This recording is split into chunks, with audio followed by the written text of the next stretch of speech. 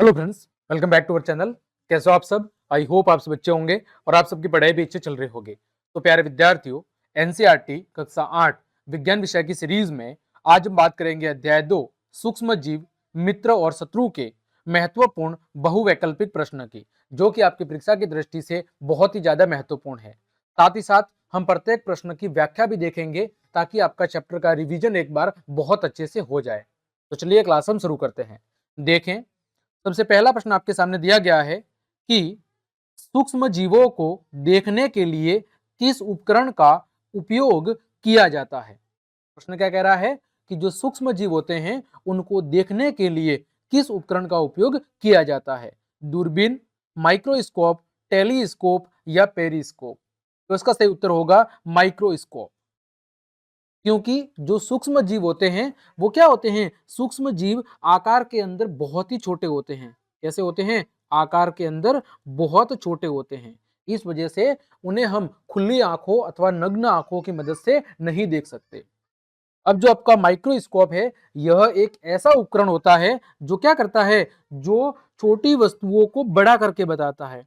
Microscope क्या करता है? यह छोटी वस्तुओं को बड़ा करके बताता है। छोटी वस्तुओं को बड़ा करके बताता है। इस वजह से हम सूक्ष्म जीवों को देखने के लिए किसका उपयोग करते हैं? माइक्रोस्कोप का उपयोग करते हैं, यानी सूक्ष्मदर्शी का उपयोग करते हैं। इसका दूसरा नाम क्या है? सूक्ष्मदर्शी, ऐसे भी कह सकते हैं, सूक्ष्मदर्शी। फिर आपका देखो दूरबीन। तो दूरबीन क्या काम आता है? तो दूरबीन आपका होता है, वो दूर की वस्तुओं को देखने का काम करता है। दूर की वस्तुओं को देखने के लिए, दूर की वस्तुओं को देखने के लिए हम दूरबीन का उपयोग करते हैं। फिर बात करें टेलीस्कोप, जब बहुत दूर की वस्तुओं हो, जैसे खगोलीय वस्तुएं, हम आकाश के अंदर अलग अलग तरह के तारे, ग्रह, पिंड देखते हैं, उसके लिए किसका उपयोग करते हैं? टेलीस्कोप का। फिर बात आती है पेरिस्कोप की। पेरिस्कोप भी क्या है? एक प्रकार का उपकरण है जो कब काम में ले जाता है? जब वस्तुएं एक सीधी रेखा के अंदर, एक सीधी दृष्टि रेखा में न हो, तो और उनको अगर हमें दूर से देखना है तो वहां पर हम पेरिस्कोप का उपयोग करते हैं। और इसका जनरली उपयोग पानी के अंदर जो पनडुब्बियां चलती है, पानी के अंदर जो पनडुब्बियां चलती है, उन पनडुब्बियों के अंदर पेरिस्कोप का उपयोग किया जाता है। आगे बढ़ते हैं। प्रश्न संख्या 2, निम्नलिखित में से कौन सा सूक्ष्म जीव नाइट्रोजन स्थिरीकरण में मदद करता है? बहुत ही ज्यादा महत्वपूर्ण, कई बार परीक्षा के अंदर पूछा गया है कि नाइट्रोजन के स्थिरीकरण के अंदर कौन सा सूक्ष्म जीव मदद करता है। देखो, राइबोजियम, लैक्टोबैसिलस, ईस्ट अथवा प्लाज्मोडियम। तो इसका सही उत्तर होगा, वो होगा राइबोजियम जीवाणु। ये क्या होता है? जीवाणु बैक्टीरिया होता है जो क्या करता है, जो आपके फलीदार जो पौधे होते हैं उनकी जड़ों में पाया जाता है। पाया कहा जाता है, जो फलीदार पौधे होते हैं, फलीदार पौधों की जड़ों में ये पाया जाता है। फलीदार पौधों की जड़ों के अंदर ये पाया जाता है। इसके बाद ये काम क्या करता है? तो ये आपकी जो वायुमंडल की नाइट्रोजन है, काम क्या करता है?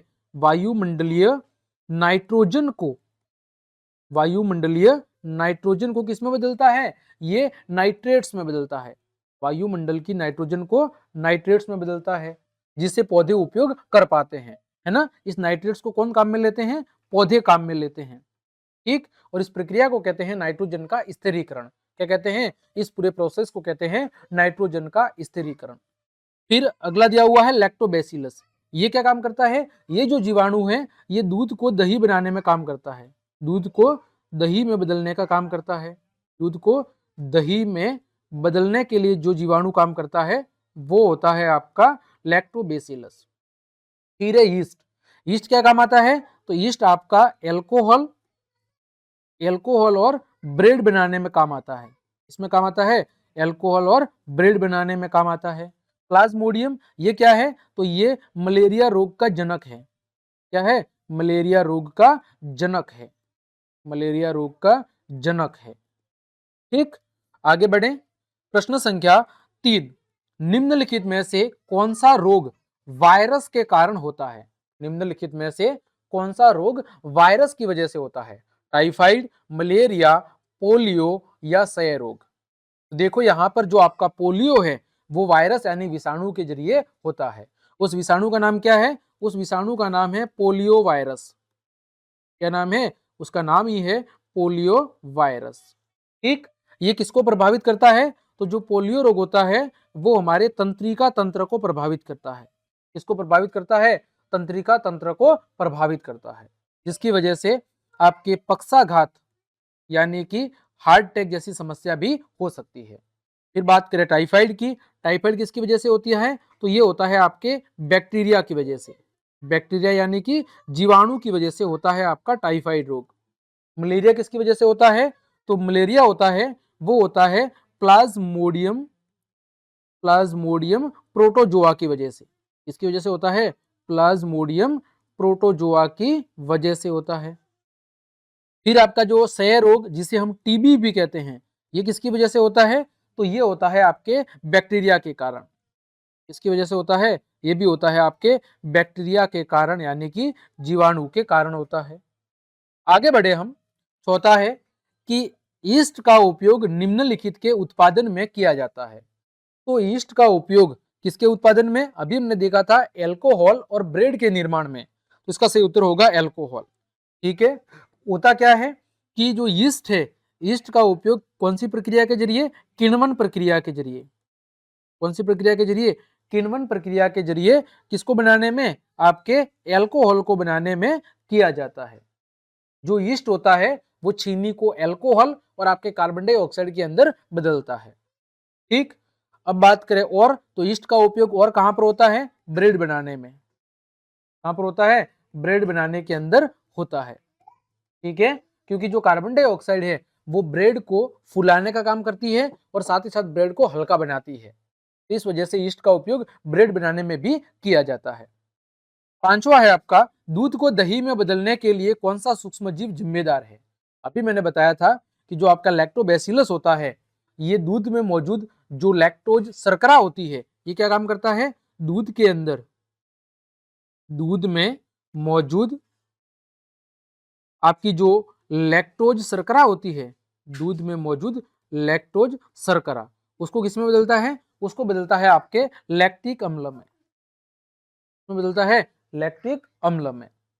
ठीक, जिससे होता क्या है कि जो दूध है वो किसमें बदल जाता है? दूध है वो आपका दही के अंदर बदल जाता है। आगे बात करूं, और ये राइबोजी मैंने बता ही दिया, ये नाइट्रोजन का स्थिरीकरण करने का काम करता है। ईस्ट क्या करता है? ईस्ट का उपयोग अल्कोहल और ब्रेड को बनाने में किया जाता है, और प्लाज्मोडियम आपके मलेरिया रोग का कारक होता है। आगे बढ़े, छठा, निम्नलिखित में से कौन सा एंटीबायोटिक है? एंटीबायोटिक का मतलब है जो आपका प्रतिजैविक है। क्या है? प्रतिजैविक है। इसमें से एंटीबायोटिक कौन सा है? तो इसमें से एंटीबायोटिक है वो है स्ट्रेप्टोमाइसिन। बहुत ही ज्यादा महत्वपूर्ण प्रश्न है ये। स्ट्रेप्टोमाइसिन एक प्रकार का एंटीबायोटिक है। इसका उपयोग कहाँ किया जाता है? तो इसका उपयोग किया जाता है बैक्टीरिया के संक्रमण के इलाज में। इसके इलाज में किया जाता है, बैक्टीरिया से संक्रमित रोगी के इलाज में इसका उपयोग किया जाता है। बैक्टीरिया से संक्रमित रोगी के इलाज में, बैक्टीरिया से संक्रमित रोगी के इलाज में आपके स्ट्रेप्टोमाइसिन का उपयोग किया जाता है। अब एंटीबायोटिक्स क्या होते हैं ये भी बता दो आपको। तो एंटी जो बायोटिक्स हैं वो आपकी सूक्ष्म जीवों के द्वारा उत्पादित रसायन होते हैं। क्या होते हैं? सूक्ष्म जीवों द्वारा उत्पादित क्या होते हैं? एक प्रकार के रसायन होते हैं जो क्या करते हैं? जो अन्य सूक्ष्म जीवों के विकास को रोकने का काम करते हैं। ये अन्य सूक्ष्म जीवों के विकास को रोकते हैं या फिर उन्हें मार देते हैं। फिर है यहाँ पर सोडियम बाइकार्बोनेट। सोडियम बाइकार्बोनेट क्या है? ये आपका बैंकिंग सोडा है। क्या है? Banking soda. इसका सूत्र क्या होता है? NaHCO3 होता है, जिसका उपयोग आपके एंटा एसिड यानी प्रति अम्ल और बैंकिंग के अंदर किया जाता है। फिर एल्कोहल क्या है? एक कार्बनिक पदार्थ है जिसका उपयोग कीटाणुनाशक और जो पेय पदार्थ होते हैं उसमें किया जाता है। और ईस्ट क्या है आपका? ईस्ट आपका एक कवक है जिसका उपयोग अल्कोहल और ब्रेड को बनाने में किया जाता है। आगे बात करें, सातवां, मलेरिया रोग का कारण क्या है? अभी मैंने बताया था कि जो मलेरिया रोग है वो आपके प्लाज्मोडियम प्रोटोजोआ की वजह से होता है।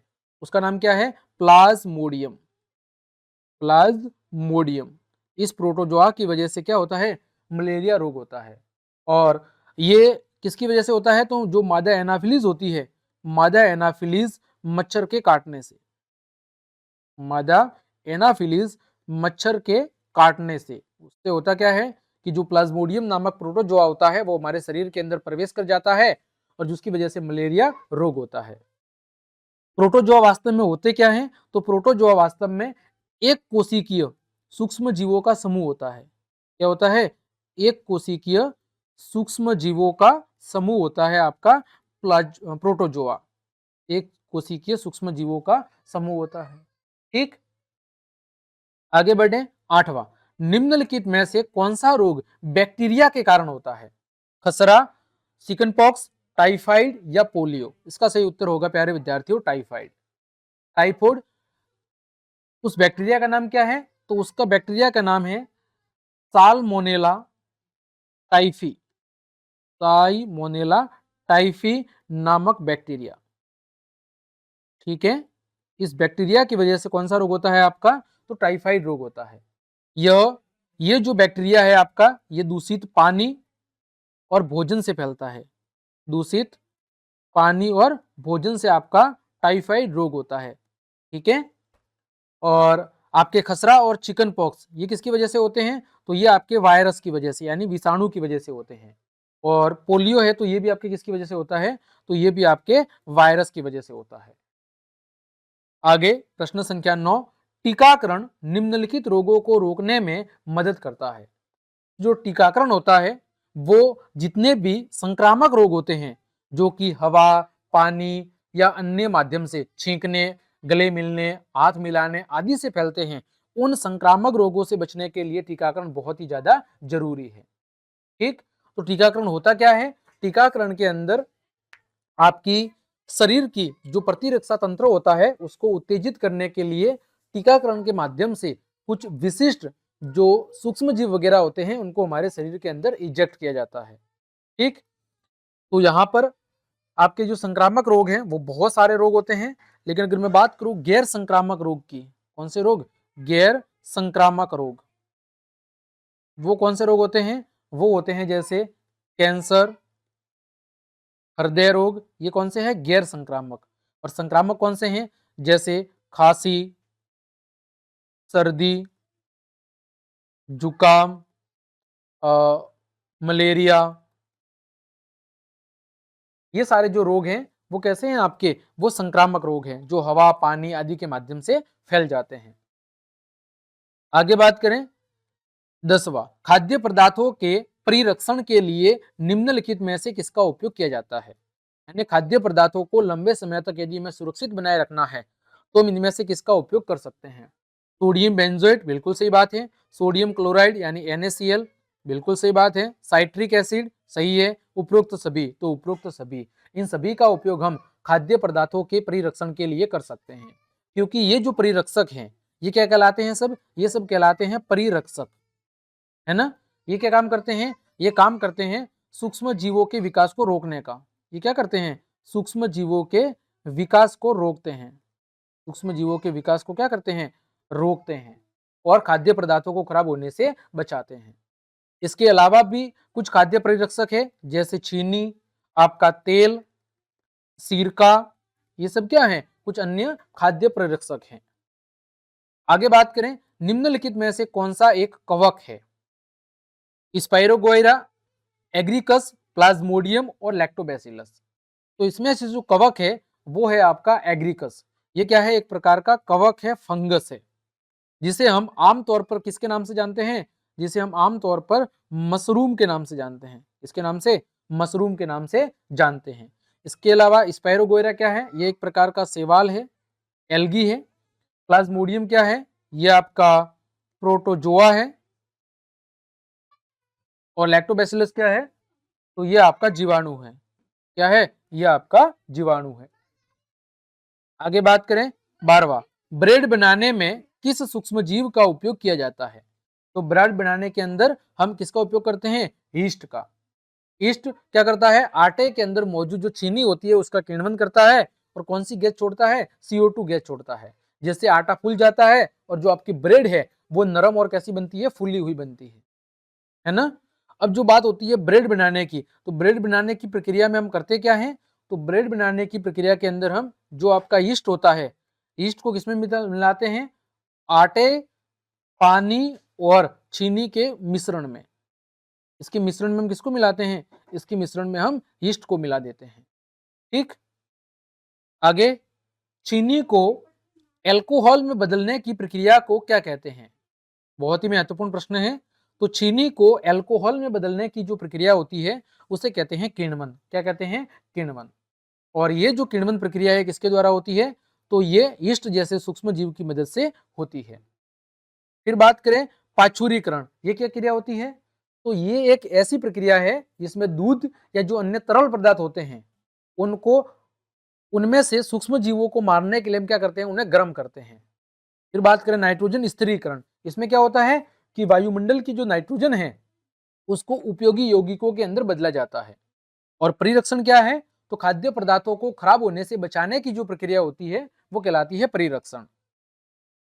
14वां है एंटीबायोटिक पेनिसिलिन की खोज किसने की थी, तो इसकी खोज की थी अलेक्जेंडर फ्लेमिंग ने। कब की थी, तो सन 1928 में। किसने की थी, इसकी खोज की थी अलेक्जेंडर फ्लेमिंग ने। और कब की थी, तो सन 1928 में।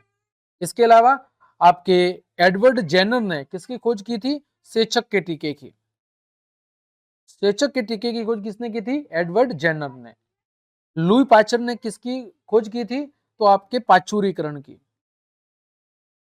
साथ ही साथ आपके रेबीज के टीके की जो खोज की थी, या रेबीज के टीके का जो विकास किया था, जो कुत्ते या जो पशुओं के काटने पर रोग फैलता है, तो रेबीज के टीके का विकास किसने किया था, लुई पाचर ने किया था। ठीक, आगे बढ़ते हैं। आपके 15वां है निम्नलिखित में से कौन सा रोग संचारी रोग नहीं है, जो यानी संक्रामक नहीं है, जो हवा पानी के माध्यम से नहीं फैलता है, तो वो कौन सा रोग है, आपका कैंसर। ठीक है, बाकी आपका टीबी, हैजा और सामान्य सर्दी, ये तीनों ही कौन से रोग हैं, तो ये तीनों आपके संक्रामक रोग हैं। कौन से रोग हैं, संक्रामक रोग हैं। ठीक, जो एक व्यक्ति से दूसरे व्यक्ति के अंदर फैल जाते हैं, लेकिन कैंसर के केस में ऐसा नहीं होता है। 16वां है नाइट्रोजन चक्र में कौन सा सूक्ष्म जीव महत्वपूर्ण भूमिका निभाता है, तो देखो नाइट्रोजन के चक्र के अंदर आपका बैक्टीरिया और कवक दोनों ही बहुत ही महत्वपूर्ण भूमिका निभाते हैं, है ना। बैक्टीरिया क्या करता है, बैक्टीरिया आपके नाइट्रोजन का स्थिरीकरण करता है। क्या करता है, नाइट्रोजन का स्थिरीकरण करता है। और आपका कवक क्या करता है, तो कवक जनरली आपके कार्बनिक पदार्थों को विघटित करता है। क्या करता है, कवक जनरली कार्बनिक पदार्थों को विघटित करता है। कार्बनिक पदार्थों का क्या करता है, विघटन करने का काम करता है। 17वां है निम्नलिखित में से कौन सा खाद्य परिरक्षक नहीं है, यानी जो आपके भोजन को खराब होने से बचाने का काम नहीं करता है। देखो नमक करता है, सोडियम क्लोराइड NaCl, सिरका भी करता है, चीनी भी करता है, लेकिन जो आपका बेकिंग सोडा है NaHCO3, ये आपका खाद्य परिरक्षक नहीं है, यानी ये खाद्य पदार्थों को खराब होने से बचाने का काम नहीं करता है, बाकी सब करते हैं। बेकिंग सोडा का उपयोग कहाँ होता है, तो खाना पकाने के अंदर, और आपके एंटा एसिड यानी कि प्रति अम्ल के रूप में, यानी जब एसिडिटी वगैरह होती है तो उसको खत्म करने के लिए एंटा एसिड के रूप में आपके बेकिंग सोडा का उपयोग किया जाता है। 18वां है पौधों में साइट्रस कैंकर रोग किसकी वजह से होता है, तो पौधों के अंदर जो साइट्रस कैंकर रोग होता है वो होता है बैक्टीरिया के कारण। ठीक है, और यह रोग किसको प्रभावित करता है, जो नींबू और संतरा, जिनमें जैसे साइट्रस जो फल होते हैं, जो खट्टे फल होते हैं, उनको प्रभावित करने का काम करता है। किसको प्रभावित करने का काम करता है ज्यादा, जो खट्टे पदार्थ होते हैं, नींबू और संतरा। आगे बात करें, अगला प्रश्न है निम्नलिखित में से कौन सा सूक्ष्म जीव मिट्टी की उर्वरता को बढ़ाता है, बहुत ही ज्यादा महत्वपूर्ण प्रश्न है। तो मिट्टी की उर्वरता को बढ़ाने वाला जो सूक्ष्म जीव है वो है आपका बैक्टीरिया। कौन सा है, बैक्टीरिया। जैसे आपने देखा होगा कि जो राइबोजियम है वो क्या करता है, नाइट्रोजन का स्थिरीकरण करता है और वायुमंडलीय नाइट्रोजन को नाइट्रेट्स में बदलता है, जो कि पौधों के लिए क्या है, एक पोषक तत्व है। इसके अलावा कवक भी आपके मिट्टी के लिए फायदेमंद हो सकते हैं, लेकिन कुछ कवक पौधों के लिए रोग का कारक भी बन जाते हैं। लेकिन अगर जनरली बात करें तो मिट्टी की उर्वरता को बढ़ाने के लिए जो काम करता है वो करता है आपका बैक्टीरिया। अगला 20वां है, निम्नलिखित में से कौन सा रोग प्रोटोजोआ के कारण होता है? कौन सा रोग प्रोटोजोआ के कारण होता है? तो वो है आपका मलेरिया रोग, जो कि प्रोटोजोआ के कारण होता है। बाकी पोलियो मैंने बता ही दिया, ये किसकी वजह से होता है? वायरस की वजह से। टीबी आपका बैक्टीरिया की वजह से, और टाइफाइड आपका ये भी आपके बैक्टीरिया की वजह से, है ना। आगे बढ़े। 20वां, दूध को पाचुरीकृत क्यों किया जाता है? तो दूध को पाचुरीकृत इसलिए किया जाता है ताकि वो लंबे समय तक सुरक्षित रहे, है ना, ताकि दूध के अंदर जो हानिकारक सूक्ष्म जीव मौजूद है वो मर जाए और दूध लंबे समय तक सुरक्षित बना रहे, है ना। पाचुरीकरण के कारण दूध का स्वाद, रंग या कृमिपन ये कुछ भी नहीं बदलता है, केवल क्या होता है, उसमें मौजूद जो सूक्ष्म जीव है वो मर जाते हैं। अगला, वैक्सीन किस सिद्धांत पर काम करते हैं? जो वैक्सीन होती है वो किस सिद्धांत पर काम करती है? तो वैक्सीन काम करती है एंटीबॉडी उत्पादन पर, यानी हमारे शरीर के अंदर ऐसे तत्व निर्मित करती है जो सूक्ष्म जीवों से लड़ सके, है ना। तो टीके के अंदर क्या होता है, जो वैक्सीन या टीका होता है इसमें या तो कमजोर या मृत सूक्ष्म जीव होते हैं, जो हमारे शरीर की जो प्रतिरक्षा तंत्र होता है, जो प्रतिरक्षा प्रणाली होती है, उसको क्या करते हैं, उत्तेजित करते हैं, ताकि ये जो एंटीबॉडी है वो भविष्य में होने वाले रोगों से हमारे शरीर को क्या करती है, बचाती है ना। एंटीबॉडी प्रोटीन होते हैं जो शरीर की प्रतिरक्षा प्रणाली के द्वारा जो रोग पैदा करने वाले सूक्ष्म जीव हैं उनको बेअसर करने का काम करते हैं। अगला, निम्नलिखित में से कौन सा सूक्ष्म जीव मिट्टी में नाइट्रोजन को स्थिर नहीं करता है? देखो, राइबोजियम, एजोटोबैक्टर, क्लॉस्ट्रिडियम और यीस्ट। तो इसका सही उत्तर होगा यीस्ट। जो कवक है वो नाइट्रोजन के स्थिरीकरण में किसी भी तरह का कोई योगदान अदा नहीं करता है। ये केवल और केवल एक कवक है जो मुख्य रूप से किण्वन के काम में आता है। तो अभी से निम्नलिखित में से कौन सा वायु के द्वारा रोग नहीं फैलता है? तो इनमें से कौन सा ऐसा रोग है जो वायु के द्वारा नहीं फैलता है? तो देखो, जो आपका हैजा रोग है ये वायु के द्वारा नहीं फैलता है। ये किसके जरिए फैलता है? तो ये दूषित भोजन और पानी के जरिए फैलता है। किसके जरिए फैलता है? दूषित भोजन और पानी के द्वारा। ठीक। बाकी जो तीनों रोग हैं, टीबी, खसरा और सामान्य सर्दी, ये तीनों ही वायु के द्वारा फैलने वाले रोग हैं। 25 है, खाद्य विषाक्तता का कारण क्या हो सकता है? यानी खाद्य पदार्थ जो कि हानिकारक पदार्थ के अंदर बदल जाते हैं तो उसका कारण क्या है? इसका कारण है सूक्ष्म जीवों के द्वारा उत्पादित विषाक्त पदार्थ। यानी जो खाद्य विषाक्तता होती है, खाद्य पदार्थ जहरीले पदार्थ के अंदर बदल जाते हैं, तो वो किसके वजह से होता है? तो जो सूक्ष्म जीव होते हैं वो अलग अलग तरह के जहरीले पदार्थ क्या करते हैं, विसर्जित करते हैं। कुछ बैक्टीरिया और कवक खाद्य पदार्थों के अंदर विषाक्त पदार्थ छोड़ देते हैं और उन खाद्य पदार्थों को फिर हम खाते हैं, तो उसके खाने से वो बीमारी का कारण बन जाते हैं। आगे 26वां, निम्नलिखित में से कौन सा सूक्ष्म जीव एंटीबायोटिक का स्रोत नहीं है? एंटीबायोटिक का स्रोत नहीं है। बैक्टीरिया, कवक, शैवाल या प्रोटोजोआ। तो जो आपका शैवाल होता है वो किसी भी प्रकार के एंटीबायोटिक का स्रोत नहीं होता है। ठीक।